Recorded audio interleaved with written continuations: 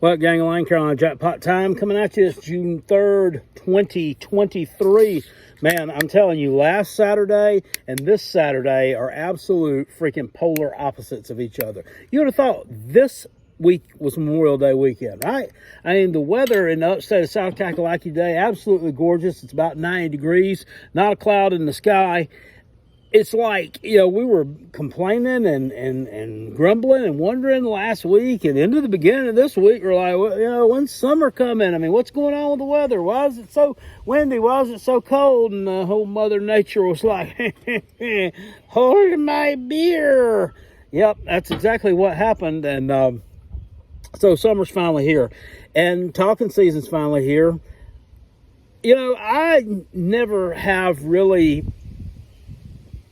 fancied myself and my YouTube personas being one of those clickbaiters who puts out these videos about conference expansion, conference realignment. This team's going here, that team's going there. This is shuffling around. None of that stuff. I really just haven't. It's honestly maddening to me and gives me a headache to think about sometimes. But if you don't know, you're fixing to know. I like to listen to the old Josh Pate Late Kick Extra podcast in my truck when I'm working, if I don't catch the live thing on YouTube. Some good info there, really good. And he said something, I believe it was on Thursday night show, that got me to thinking a little bit and got me to do a little bit of research. Was talking about Joel Klatt, college football analyst for Fox Sports, talking about all the shuffling around and moving and new teams heading to new conferences. And got to talking about, is it possible that we could see some teams get kicked out of conferences? Joel Klatt said that, and Josh Pate kind of elaborated on it, and Josh Pate thinks that it's absolutely true, that it's absolutely possible, feasible, and probable that we could see some teams get kicked out of conferences, some of the have-nots, if you will, when you have some of the haves moving in. It's all well and good to get the haves into your conference, like the SEC's doing right now, getting Texas and Oklahoma in. Those are haves. They bring a national brand. They bring new TV markets, sort of. They bring more exposure nationally, right? Those are haves. Eventually, though, what Joel Klatt is saying, and I read this article, and you could read it too if you're subscribed to The Athletic. If you're not subscribed to The Athletic, I impede you. Go subscribe to The Athletic. It only costs like a couple of dollars a month or something. There's some really good info. There's some good inside information. It's not insider information. I mean, it's readily available out there. But it's concise and it's good shit. Go subscribe to it if you're not already. Saying that the haves eventually in these conferences are going to be like, look, we're all splitting this money up equally, and you've got team XYZ over here that's really not carrying their weight. What is the benefit to having them remain in this conference? It's something to think about. You're talking about the SEC expanding. We're fixing to go to 16 teams. We'll be at 16 teams in 2024. And we started talking about teams getting kicked. I immediately got a little bit nervous because let's all face it, football is what absolutely drives the bus, 100%. Women's basketball, great, wonderful. It's wonderful. Baseball, it takes a back seat back there on the bus somewhere. Men's basketball, it's sitting closer to the front of the bus, but football is sitting square in the driver's seat with its foot on the pedal. We haven't had, a whole ton of success on the football field since you joined the SEC. There have been a few years where there was some success achieved, a few 11-win seasons, a few winning seasons, some monumental upsets here and there. But largely and as a whole, you can sit back and look at it and say, football-wise, what has South Carolina contributed to the SEC? And I have to look at myself in the mirror, and I think every other Gamecock fan has to look themselves in the mirror and answer, not a whole hell of a lot. Not a lot. Now, granted, South Carolina just came into the league in 1992. That's been 30 years ago. Arkansas came in at the same time South Carolina did. One could say they've had more success in South Carolina, albeit marginal success. They've not won an SEC championship. I think I'm right in saying that. They've been to the SEC championship game like South Carolina has. They've had a few seasons where they were the absolute shits, just like South Carolina has. They've had some seasons where they have been, like really on the cusp, like South Carolina has. I think Arkansas may have been to like 2 or 3 SEC championship games. Back in the 90s, late 90s, early part of 2000s, before Alabama kind of made the resurgence. They made an appearance here and there, and looking at the SEC as a whole, those other 14 teams, if that happens, if Florida State and Clemson leave the ACC, which, it's been rumored that they're not happy with, the TV deal. It's been rumored it's not rumored. I mean, it's fact. They're not happy with the fact that, Pittsburgh and Syracuse are getting the same amount of money as they are when they're driving the bus for their conference. And whether you want to admit that or not, they are. They don't like that.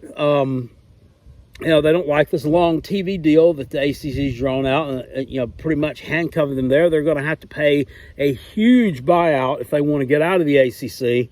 But if they do it, if they pony up the cash and they get out of the ACC, they join the SEC, and now you bring it in effect to 18 teams. I mean, it becomes almost unmanageable. And you think, what if they kick 2 teams, to make room for these two? Well, I mean, you got to kind of look at it from a glass half empty perspective, and you got to take off, if you're a Gamecock fan, your garnet shades when you're doing it. South Carolina is not a huge state in the scope of things, both population nor size-wise. They don't need 2 SEC teams to have the entire market in the state of South Carolina covered. They just don't. Clemson, and I hate to say it, I mean, it's more of a national brand than South Carolina is. And that is solely based on 2016 and 2018 national championships. Trevor Lawrence, #1 overall draft pick. You can't deny that. I mean, it's a bigger national brand right now than what South Carolina is. And Florida State, a bigger national brand than South Carolina is, has a huge alumni base. Has won a couple of national championships, 3 national championships. Competed in several others. The football program has a lot of tradition behind it. It's been the shits for the past few years, but it's made a resurgence. And supposedly, this year is supposed to be the year. We'll see. Not sure if I'm sold on that or not. But realistically, if we look at, who's the SEC going to kick, if it comes to that, you'd have to think it's going to be an expansion team. It's going to have to be either one of the teams that came in 1992 or one of the teams that came in 2012. And we're just looking here. Is South Carolina a candidate to get kicked based on success on the football field and, what they bring to the table? As far as that market share goes, yeah, they are. Is Mizzou a candidate to get kicked? Yeah, they are. I like Missouri. I really do. I have friends that do the Mizzou podcast. Their football savvy, it's unmatched by any other. But Are they a national brand? Are they a big-time brand in the SEC? Are they a big enough brand to keep around if the powers that be and if the collective other power teams want to make some moves? Not really. Not really. I don't think Arkansas would get kicked. I just don't. I don't see, and I'm looking at teams right now that have just had marginal football success.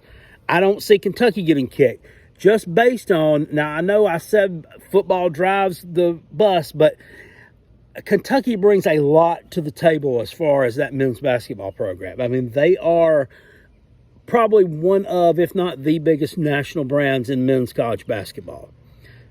So that's their saving grace. So I don't think Kentucky would get kicked. You look at the two Mississippi schools. Both of them are charter members of the SEC. I believe that to be so. Mississippi State, arguably, neither one of them has had a whole lot of success from a conference championship standpoint. Maybe Ole Miss, but way back when. That doesn't really matter anymore. But you don't have to have both of them to be, or to have the entire market in the state of Mississippi sewed up. But, I mean, let's just face it. I mean, if you kick Mississippi State out of the SEC, I mean, where are they going to go? I mean, it doesn't fit. They don't fit geographically anywhere else. I mean, I guess, they may fit in the Big 12. I mean, they don't fit in any of the other conferences. And I know, Southern Cal and what's the other one? UCLA don't fit in the Big Ten either. So there is that argument. But they're charter members. I don't see them getting kicked. The only other charter member that I could possibly see getting kicked is Vanderbilt. I mean, I could see Vanderbilt getting the axe. Academically, I mean, they bring a lot to the conference, but I mean, from another sports standpoint, I mean, do they really? I mean, their baseball team has been balls to the walls, but like I said, that definitely doesn't drive the bus. Not as much as college basketball does. So Auburn, not a lot of success recently. No, they're just not. I mean, they're not. They are a charter member of the ACC that's not going anywhere. Tennessee, no. And then the others, I really don't need to even mention. Texas A&M not going anywhere. I mean, that Texas A&M rivalry will bring huge money, huge ratings to the conference. And Clemson, South Carolina one will. I mean, you think there are a lot of eyeballs on that? I mean, how many more eyeballs? How many more sets of eyeballs do you think are going to be on Texas A&M? He can't help but trust Ron to ruin one of these things, can he?